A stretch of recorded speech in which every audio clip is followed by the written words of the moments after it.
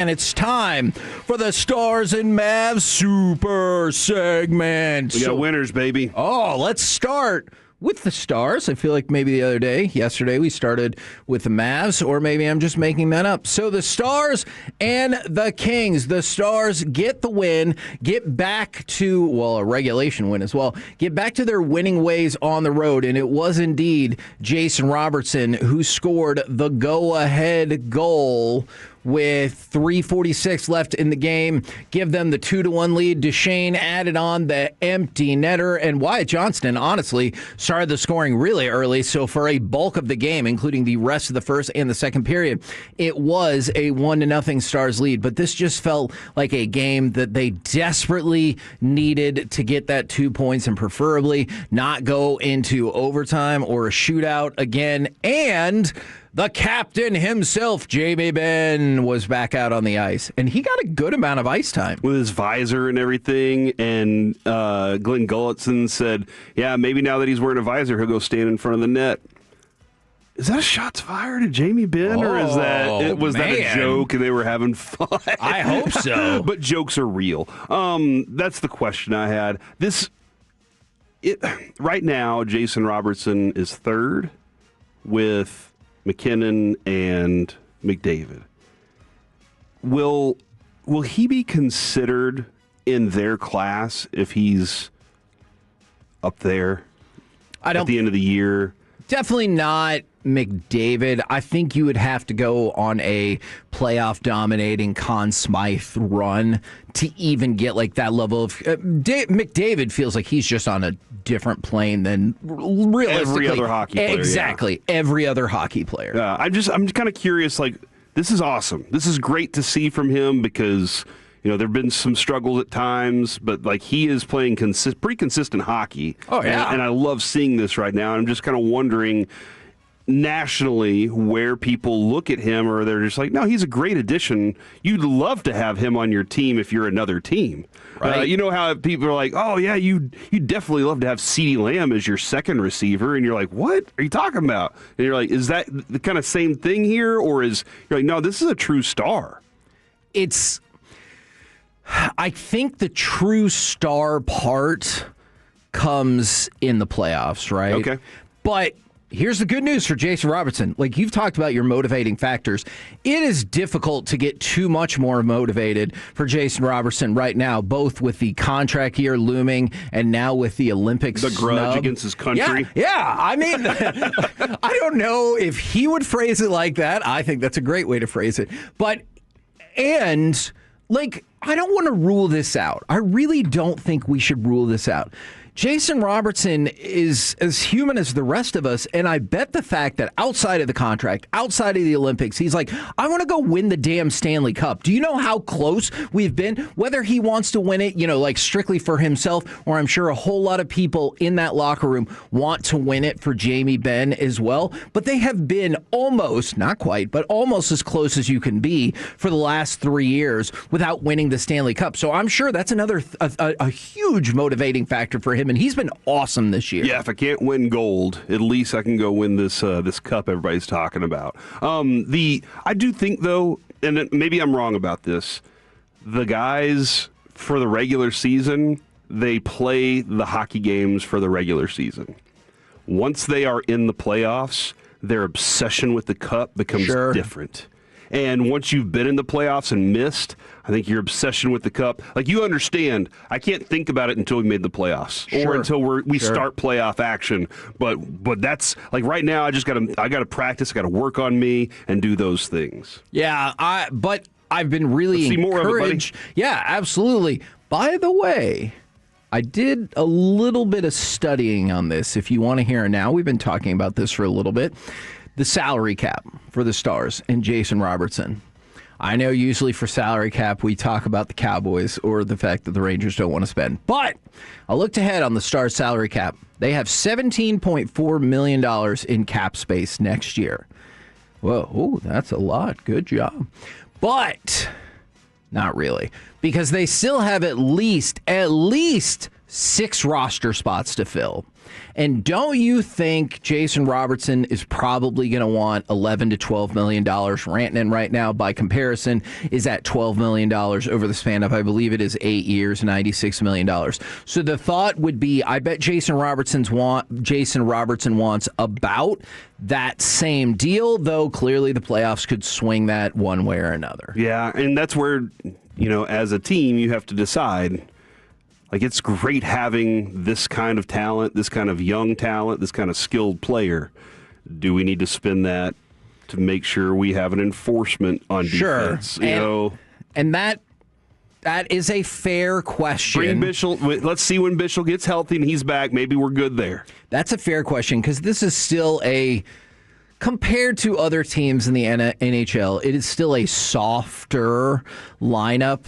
They're the wizard with dexterity in whatever those games are. They're just like. I'm sorry, I do not understand that reference. They're good at I don't know, is it Final Fantasy or whatever? You guys that play the games where Leroy Jenkins runs in there and does his thing, and you got the mage, and then you got the guy that slings the big rock stone and all that stuff. Did you play these games? I never played any of these. I just saw them being played, and you always had the one guy that was very skilled. And he get knocked around pretty easy, and you're just like, all right. And that's kind of where he is. Okay. You want a big rock slinging dude. Okay.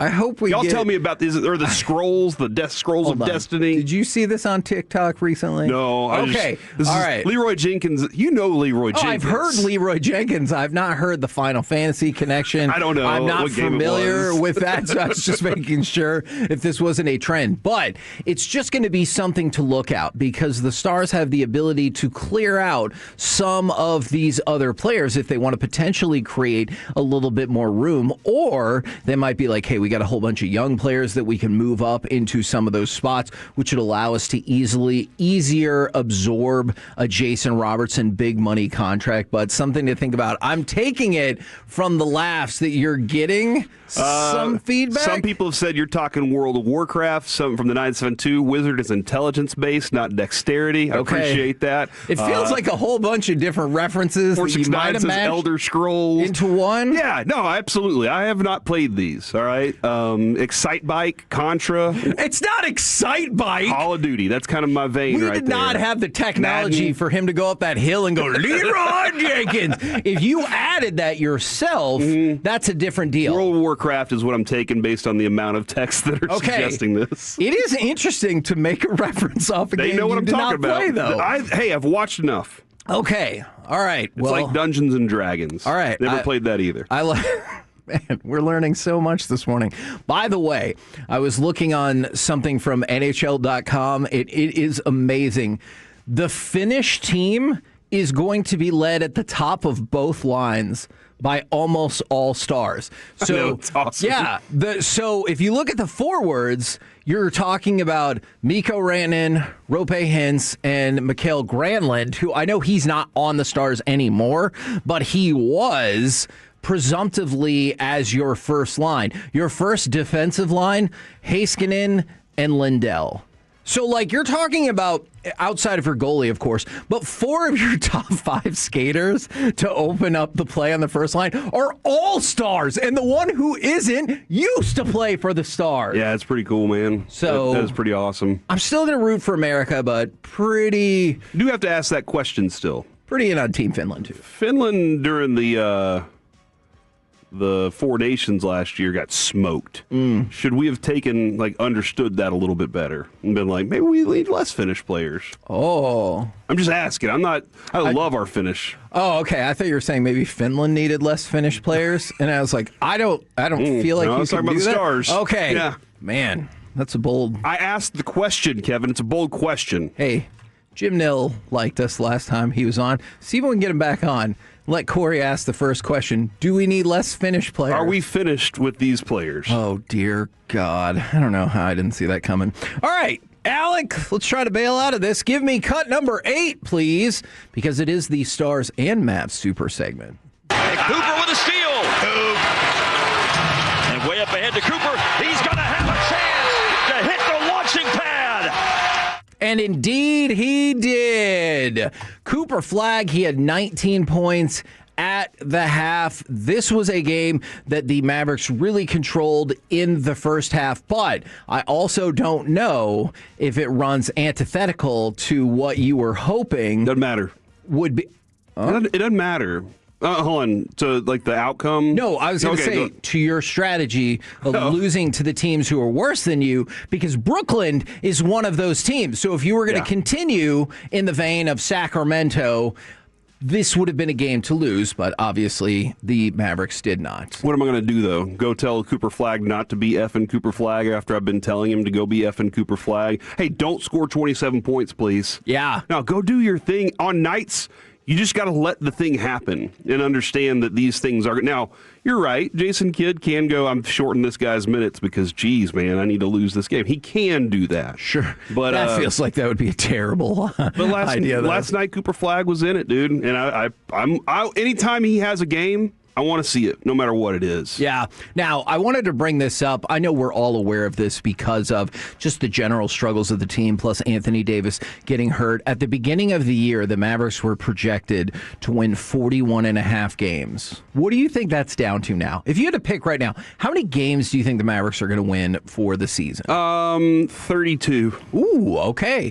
It is right at 29.5. But what's interesting about your guess is I think they're on pace to win like 31 or so at 15 and 25, but they've dropped down to 29.5, and so you've dropped 12 likely wins along the way because of the injuries, because of some of the other struggles. But if you're looking for team lottery, I think 29.5 would pretty comfortably put you in a position to not even be in the play-in and just take another shot at the lottery, or even if you don't advance up, having a high pick once again in a pretty darn good draft. Let me ask you a question.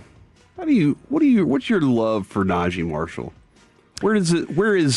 Yesterday, listening to him talk about Cooper Flagg so highly and just the way that he just was like, man, watching this kid grow so right. Nice. And it is awesome to see a veteran talking about players like that. He seems like he's been a team guy since he got here. He can fill up the bucket at times. I like the guy. Yeah, and he can play defense for you, which is obviously something that we need on this team. Yeah.